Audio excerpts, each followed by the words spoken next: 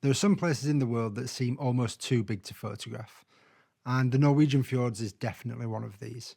However, last week Hannah and I went on a cruise and I took along my trusty Sony A7R IV and tried my best to do it justice. So in this video, I'm going to take you along for the journey, share the images that I took, share some tips and tricks for when you're photographing vast landscapes such as this, and give you my final thoughts on the Norwegian fjords themselves.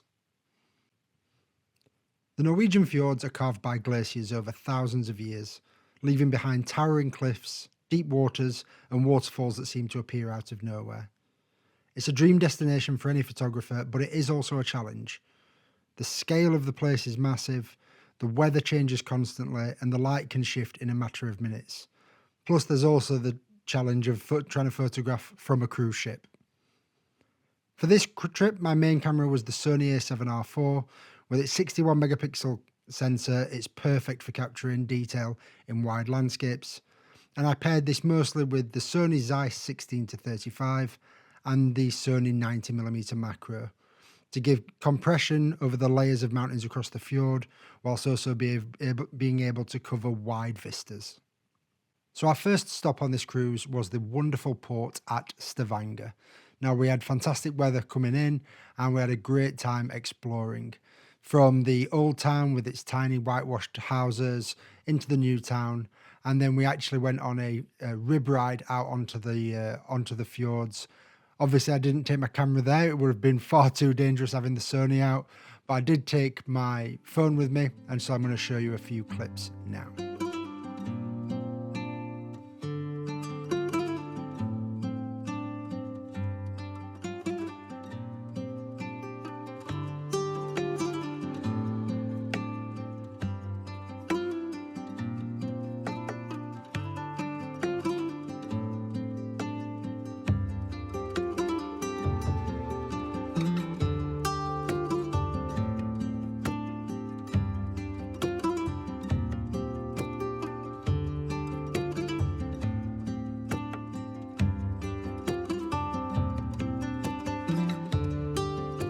So after Stavanger, we then headed on the next day to our second port, which was to Flom, or as it looks like it's spelt Flam, but it is pronounced Flom.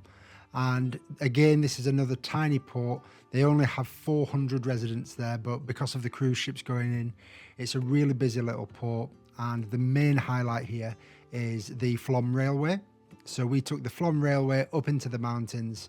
We then did a zip line down, and then we hiked the rest of the way back down. So really exciting day, really memorable, absolutely a once in a lifetime thing that I would definitely recommend. And so here are a few clips and some of the images from our stop in Flom.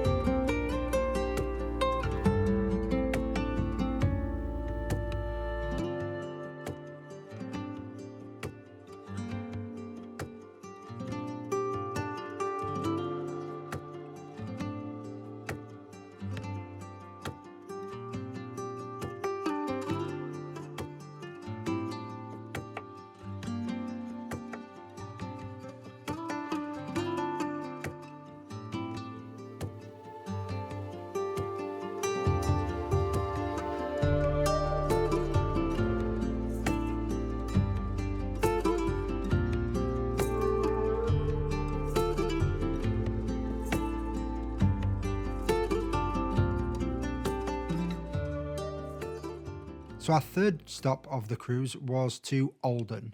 Now, with Olden, there's a few things. Firstly, the actual journey into Olden port was spectacular, especially with us doing it at sunrise. That was absolutely unbelievable, as you'll be seeing on screen now. But also what I really liked about Olden was the variety that we got that day. So we'd pre-booked a trip to hike up to the Briksdal Glacier. So we had a wonderful hike up to the glacier. Being quite honest, I found it quite challenging that day because it was really bright sunlight.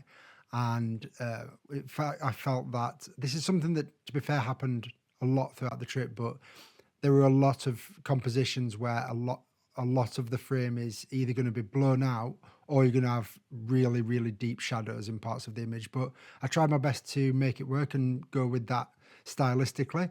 But yeah, so we hiked up to the glacier, and then when we came back down, Hannah actually went back to the ship, and I took a walk and a hike through the old town. And this is where the variety comes in. So you've got the traditional churches, the houses there. You've got the brook coming down from one of the lakes formed by the glacier. So we'd been up in the mountains, we were down by the lakes, and it was just a really, really fun day of a complete variety of different photography. And again, switching back and forth from the 16 to 35 to the 90mm.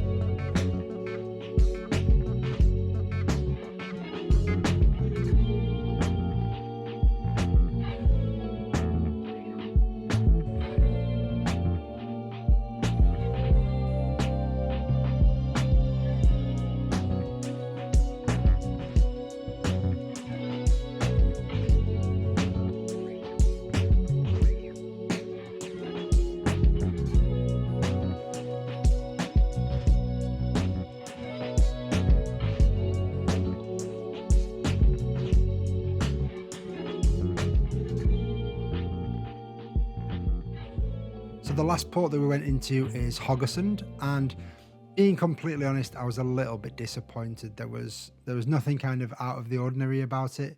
It was just just like a normal, typical like port town or harbour town. The only images that I took on this day were a few, because it was raining as we left. It made quite moody landscapes out at sea with some of the smaller islands. So I took a few images there. But to be honest, with Haugesund, I didn't really take that many pictures at all. So they were the 4 ports that we went to. And I did do quite a lot of shooting from the ship itself, especially out at sea with the sunrises and the sunsets. And this is where the first of my tips comes in. Obviously, when you're shooting on a moving ship, you need to make sure that you take that into account with regards to your shutter speed. You're going to need to make sure that you're freezing as much as you can to reduce that motion. And also, whenever your camera has got built-in image stabilization or your lens has got built-in image stabilization, make sure that you've got that turned on so that you're not getting blurry images. The next thing is going back to what I've already mentioned about the fact that I took a 16 to 35 and a 90mm lens. It's really, really tempting to just shoot as wide as you possibly can, get all of that in and really make for these dramatic wide vistas. However, it works best and it tells a story more if you match that up with getting more detailed shots. So cropping right in onto those mountains, getting that compression, getting that depth of field, picking out certain bits of the landscape to focus on. So focusing on the house that's in the woods or whatever it may be. It really, really helps to tell a story more than just having 50 different shots that are all the same, where it's water, sky, mountains in the middle.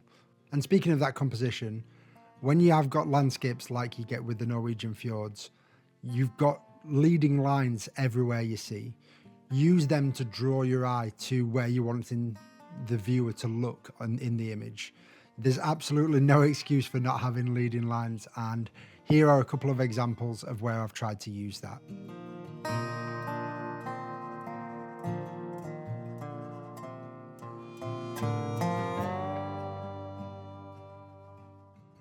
And then finally, experiment.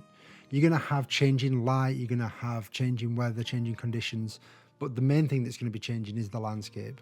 Whether you are up in the mountains, whether you're out at sea, whether you're in the fjords themselves, if you're heading over to the Norwegian fjords, you're not going to struggle to find something to photograph. So experiment, go out and see what you can do. Honestly, going out to the Norwegian fjords was something that was on my bucket list, and I'm so glad that I've now done it. It was exactly what I wanted it to be and even more. And I'm really, really glad that I had the A7R4 with me to make the most of it. No camera and no sensor is ever going to be able to replicate what it feels like to be there, but I do feel that the detail that you can capture with the A7R4 really, really did its best to try and justify it. If you enjoyed this, please let me know down below. I absolutely love traveling around the world and documenting the places that I go to. In the description below will be a few of the other videos that I've done from around the world. And yeah, who knows where I'll be heading to next. But as always, thank you so much for watching, and I'll see you in the next video.